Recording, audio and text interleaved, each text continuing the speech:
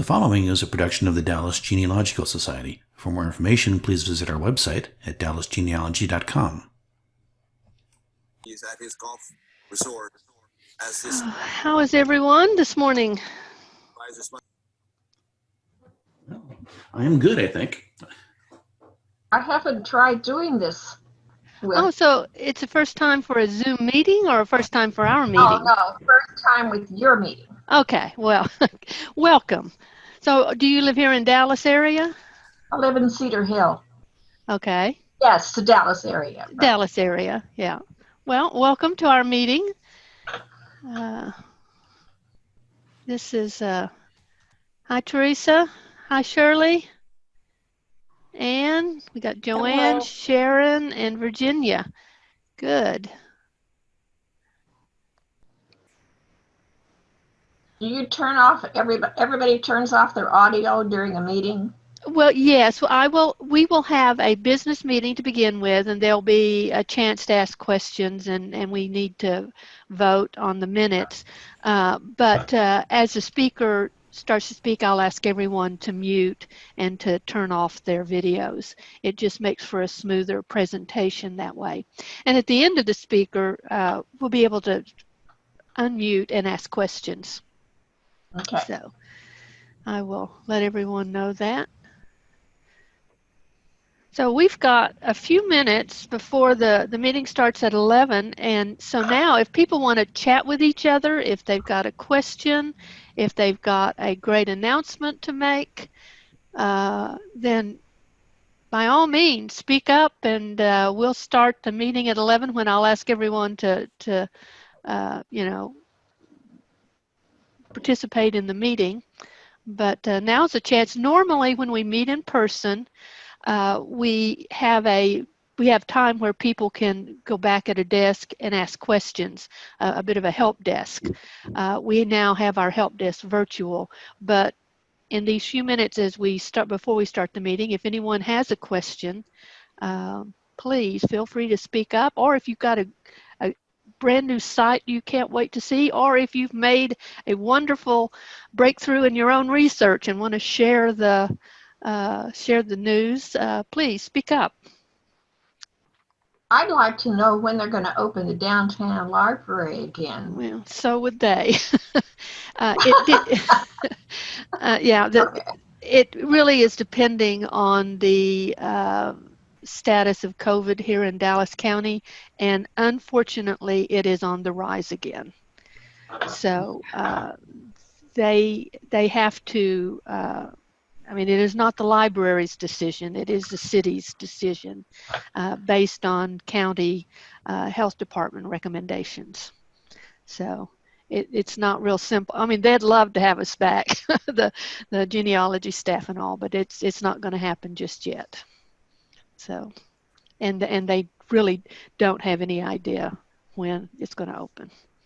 So I know it's been a real withdrawal for a lot of us. Well, now they do answer if you've got a fairly concrete question, you need them to look something up. I mean, they're not going to do massive research for you, but if you need something looked up, call up there or send them an email and they will try to help. So I would like to be able to use our own local library here and be able to use newspaper.com. Well, I've got an announcement about that in the meeting. Oh, yeah. So not about newspaper.com, but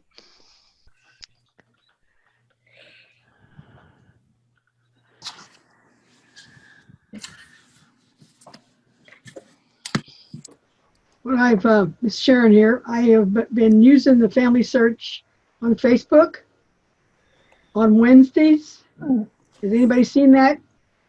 It's called Family Search Live. And it's at 5 o'clock our time and 4 o'clock their time.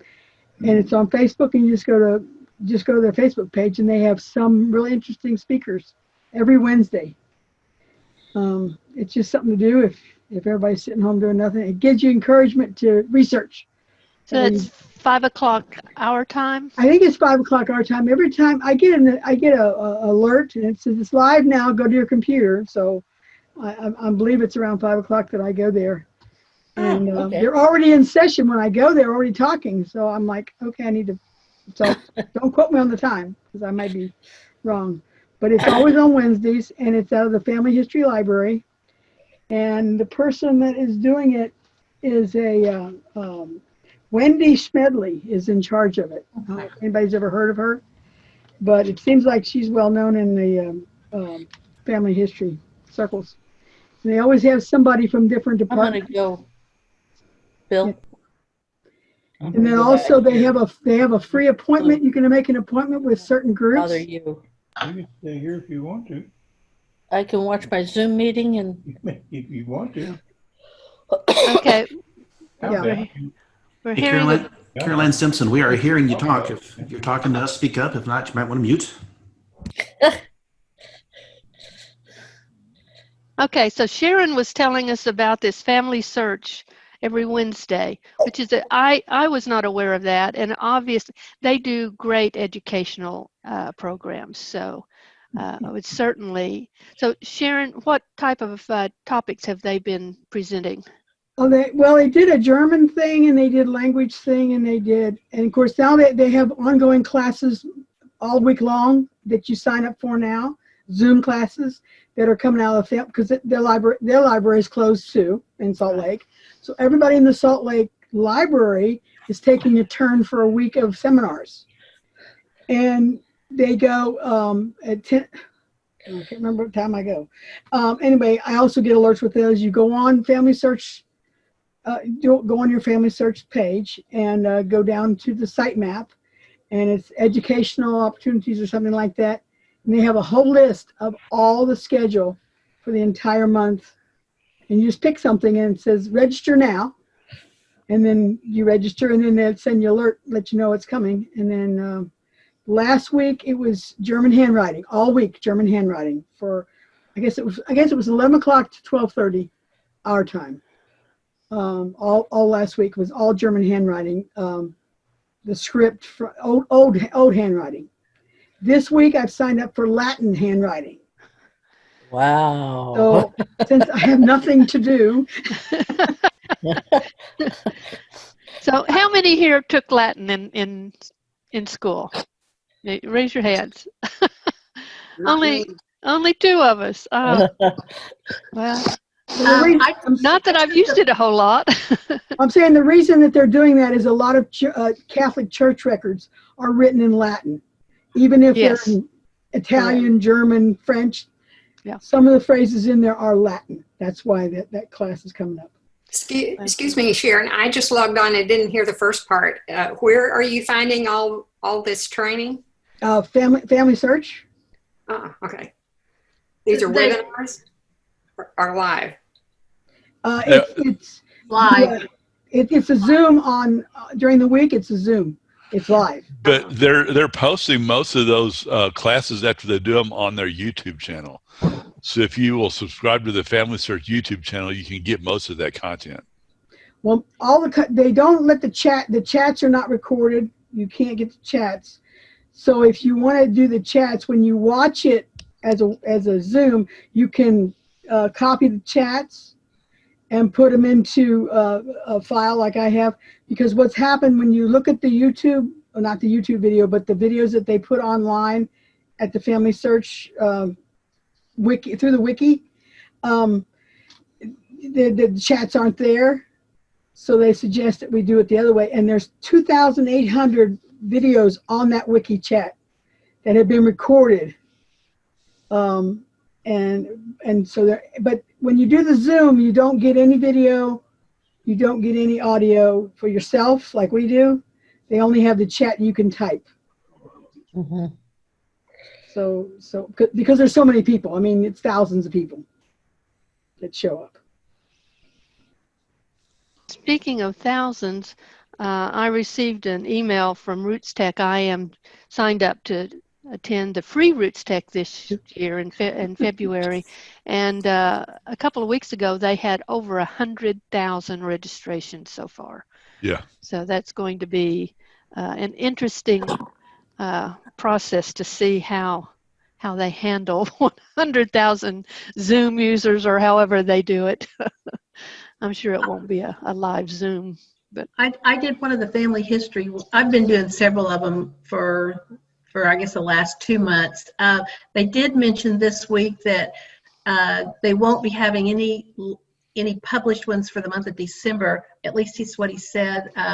And then in January, most of them are going to be church only records, and so they'll start up in full again with new classes for everybody who's not LDS in February. So just FYI, that's what they said when I took a mobile app class this week. So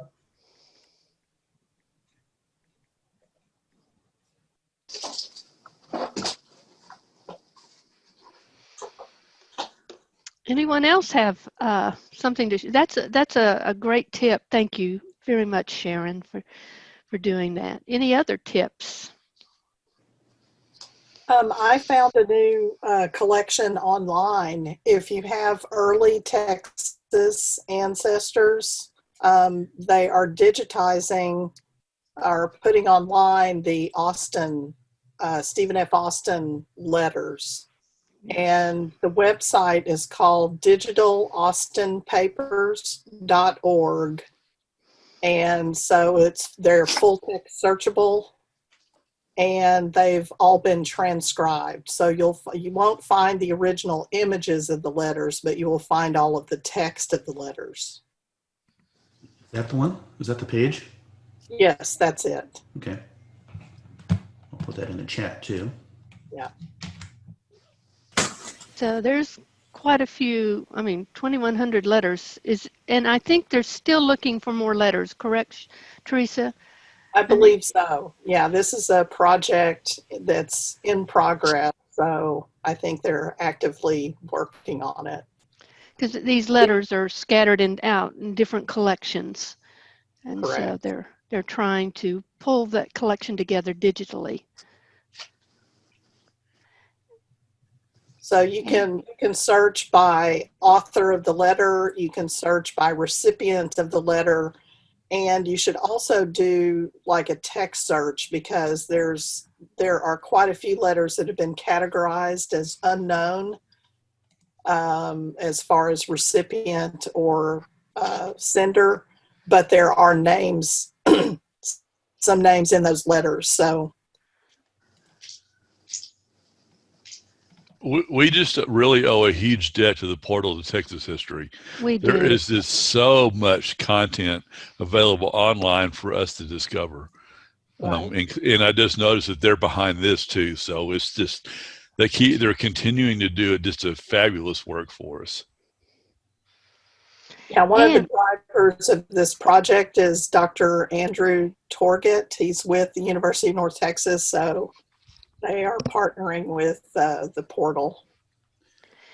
And in case you don't remember, all of the DGS publications, the journals, the older quarterlies, the Pegasus, the newsletters, all of that has been digitized. It is on our website, but it's also on the portal to Texas history.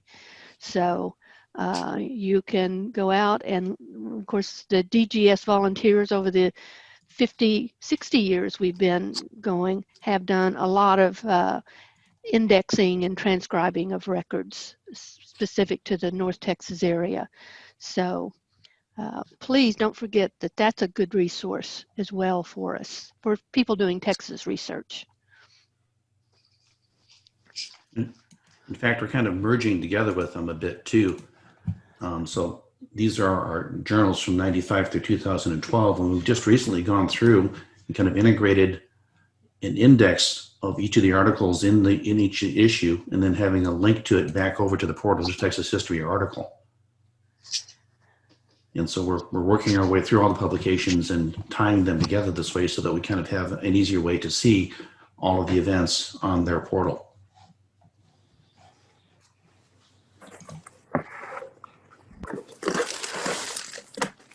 that leads me to a question about, I was at the portal looking for some early Texas history and found a DGS article in September of 1965.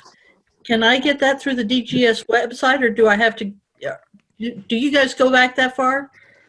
Yeah, that sounds like it was an old newsletter It was a Pegasus from or 65. something. Not from 1965. That wouldn't have been. Okay.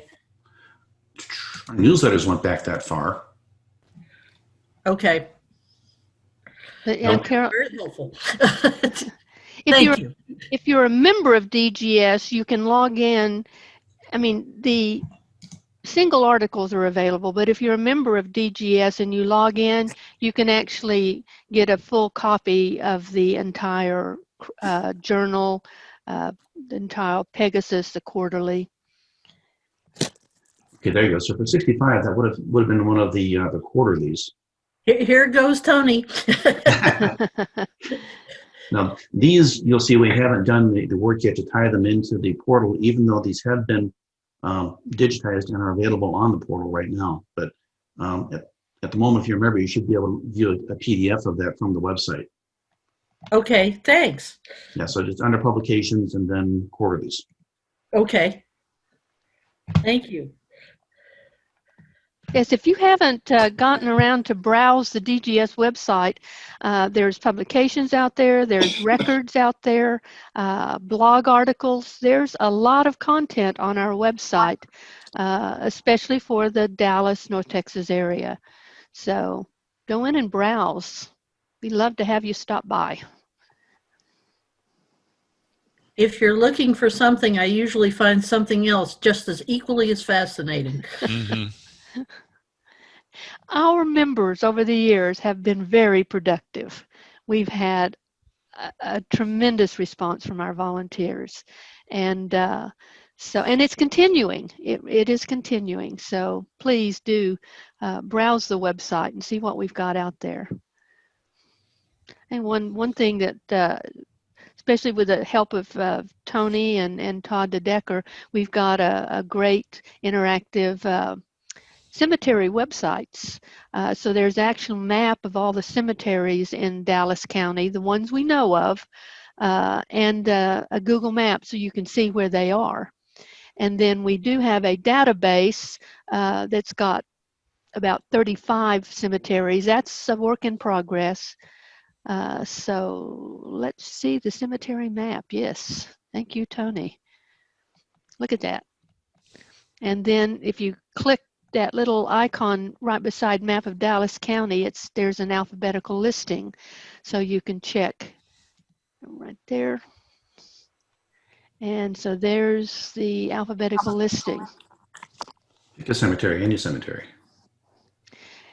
And obviously, this is the major ones we know about, but if there happens to be a very small one in your community in Dallas County that you know about, contact us so that we can research it. And if it is a cemetery in Dallas County, we can add it to our map.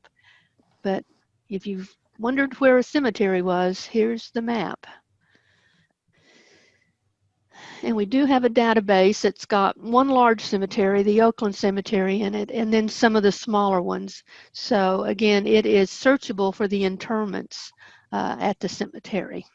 Does not include an image of the markers, but it certainly has a lot of information about interments there. A lot of Joneses there.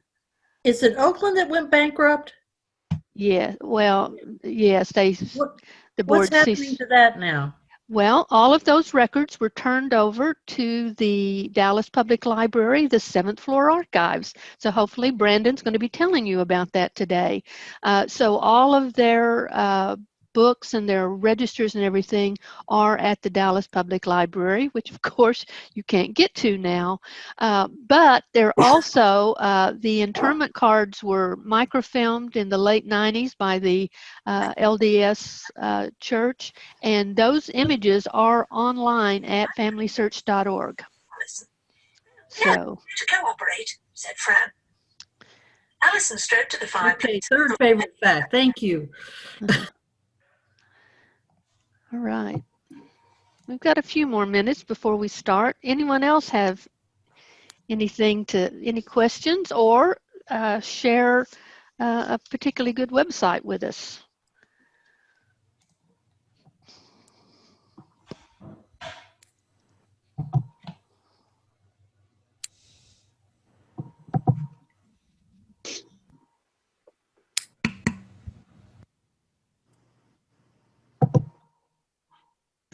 Mention and plug that the German SIG is meeting this afternoon.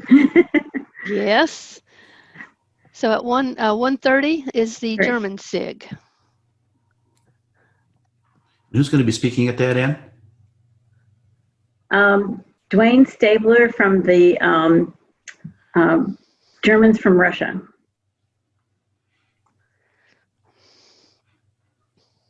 And that meeting is virtual too, like this is. Has been from the beginning and always will be, we hope. But in person too, once we get a chance to, right? Mm-hmm. Right. Yep.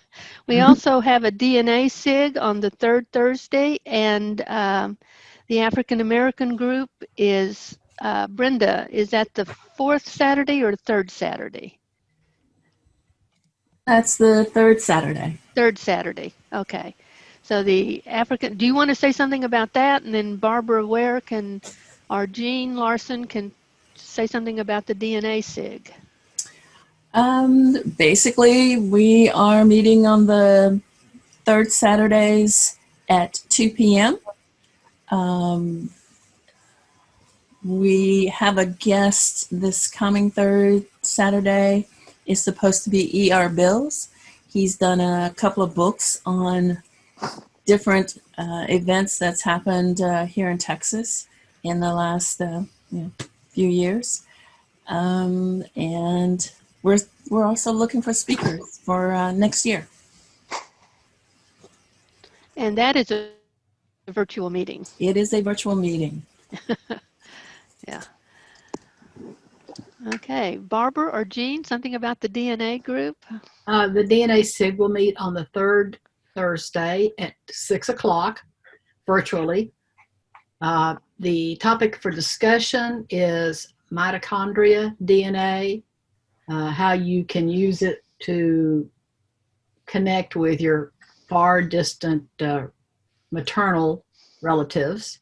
When we send out the email announcement, we'll be asking individuals to go ahead and identify problems or questions that they might have in their mitochondria research. And that way we'll have some background preparation for the discussion. And I will have a list of the SIG meetings in the business meeting in just a few minutes. So anyway, these are great specialized topics that our DGS volunteers organize. They put a lot of effort into these presentations for you.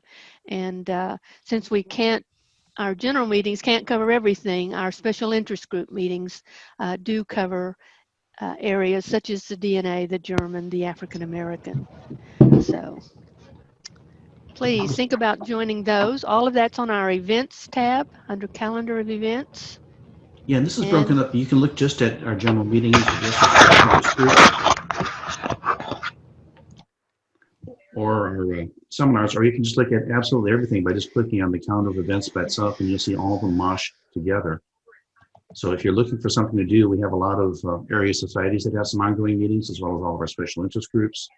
Dallas Public Library is doing a series of things as well. So I'd encourage you to take a look at the calendar if you're looking for an event to participate in. Yeah, there's one of the positive sides to the health crisis is that so much of this now is available to us, right at home, and it's really been an opportunity to learn how to do it for those of us who've been learning how to do the presentations and the meetings, but it also has given us more access to some really good educational events. And I hope it continues. I hope we're able to continue with the online presentations. I see Brendan, I see you're here. Brandon Murray is our speaker today, and we'll be talking about the 7th floor archives, which when we are able to get back into the library, all genealogists should spend some time on the 7th floor as well as the 8th floor. And Brandon's going to tell you why today. There's some real treasures down there, including the Oakland Cemetery records. So, Brandon? That I can share my screen with. I lost it. Yeah, well, we'll start in a little bit, Brandon. We're going to let you share your screen for certain, but we're going to have a short business meeting, and then I will introduce you, and we will learn about some really amazing stuff on the 7th floor that is of interest to us, and we should be paying attention to it. So, got about 3 minutes before we start. Brandon, you're obviously at the library today. Is that right? I'm currently working Saturdays here at the library as well. So. Okay.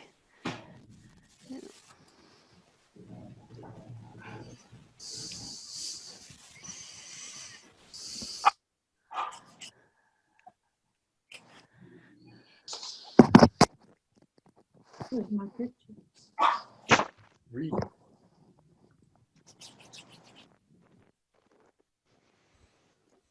Tony, do we have a poll set up for the minutes?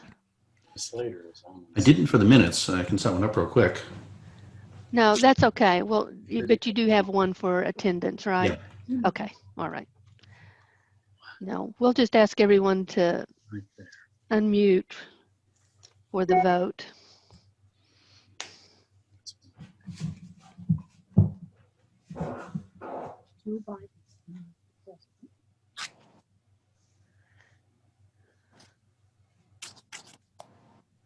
What's West Virginia? I thought it was 8, but I guess it's not 11. Okay, I am going to start sharing my screen and get ready for the meeting to begin. No, it's 8. I lost it.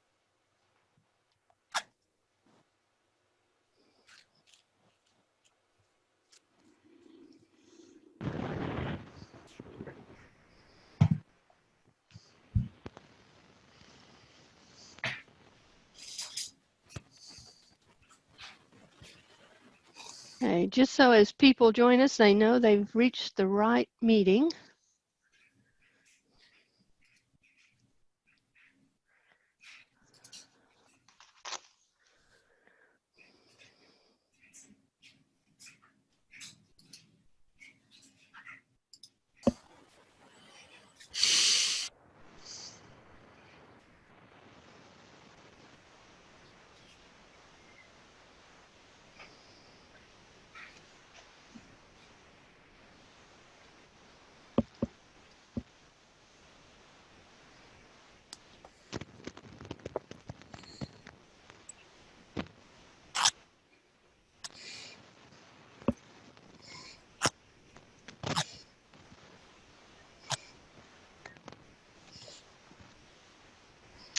Okay, it is 11 o'clock, and I want to say welcome.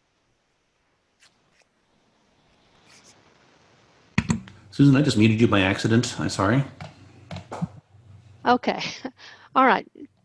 Tony, can you hear me now? Yes. All right. Good morning, and welcome to the November 7th, 2020 Dallas Genealogical Society's General Meeting. I'm Susan Younger, President of the Dallas Genealogical Society, and on behalf of the DGS Board, I welcome our members and visitors joining us virtually via the Zoom conferencing service. The continuing health crisis means that the library is where we normally meet is still closed, and let me get rid of that. And so we are doing this virtually. We need to get an attendance here. So I think I'm going to, let's just wait just a couple more minutes before we do the confirmation of the minutes, see if anyone else joins. I'm going to go ahead and give the treasurer's report. Total deposits through October 31st was $961, and we had expenses of $2,886. In the checking account, we have $24,885, and in our savings, $117,112. Are there any questions about this? All right. Tony, let's go ahead and run the poll. We need to see if we have a quorum present, and so please answer and submit, and we will check our attendance.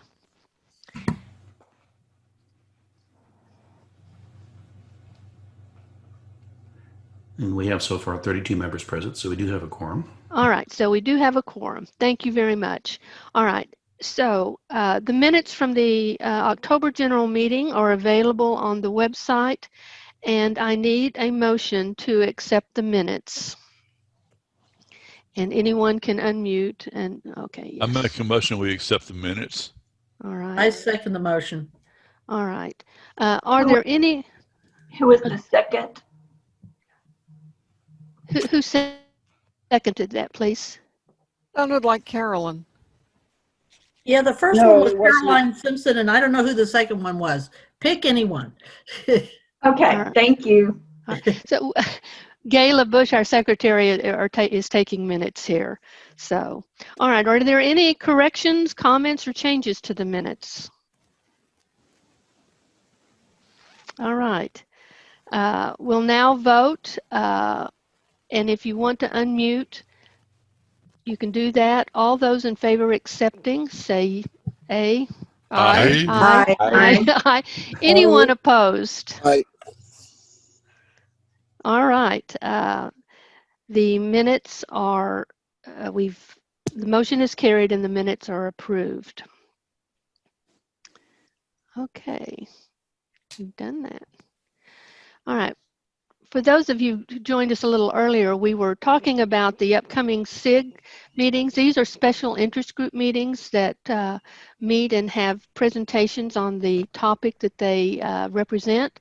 So upcoming in November, we have a long list. Today, following our meeting at 1:30 is the German interest group. On November 8th is Roots Magic and Family Tree Maker. On November 17th is the Capel genealogy group. That's just a group from outside of the Dallas area that has varying topics and presentations. November 18th is the Jewish group. November 19th, DNA. November 21st, the African American, and on November 28th, the best practices.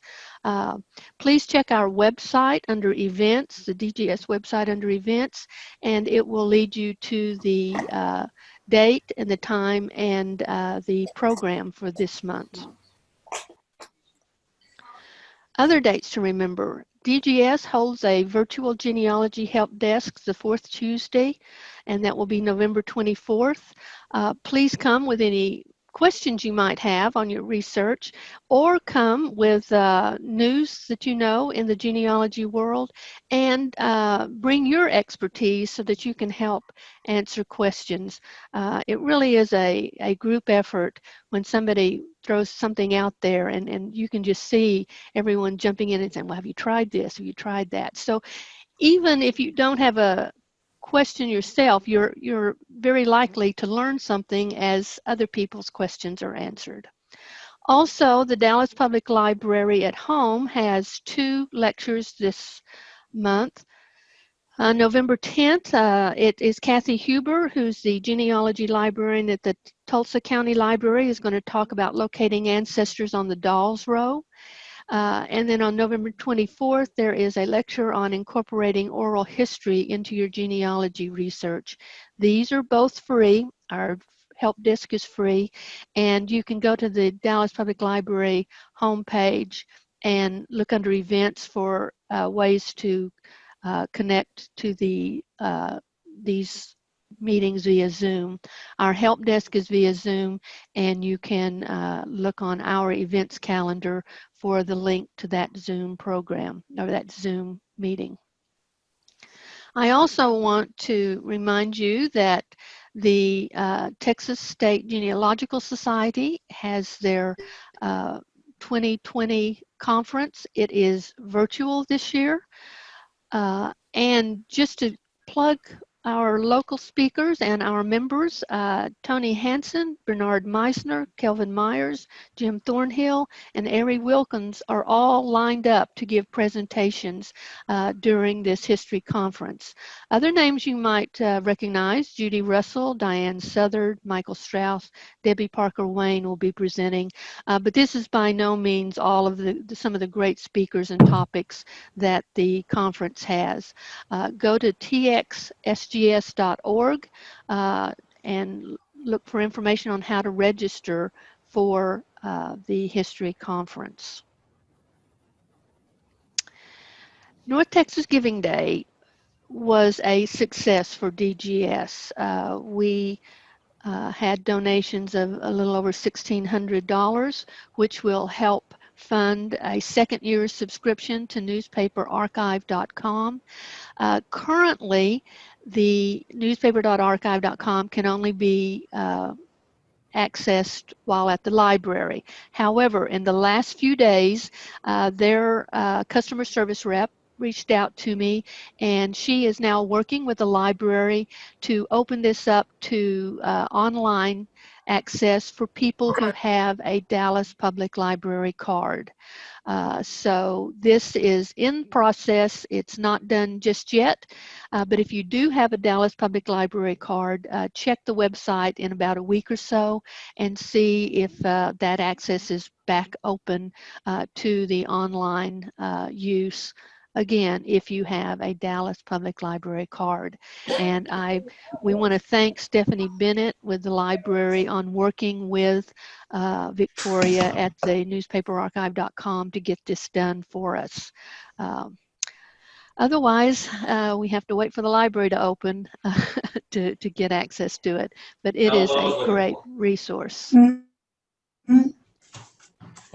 Okay. Do we have any questions about the things I've talked about, or just any general questions for DGS members before we introduce Brandon? This has been a production of the Dallas Genealogical Society. If you're already a member, thank you. If you're not a member, please consider joining now by going to dallasgenealogy.com and clicking on the membership tab. Your membership dues will help us support the genealogy section of the Dallas Public Library, and that will allow us to continue our education and preservation efforts.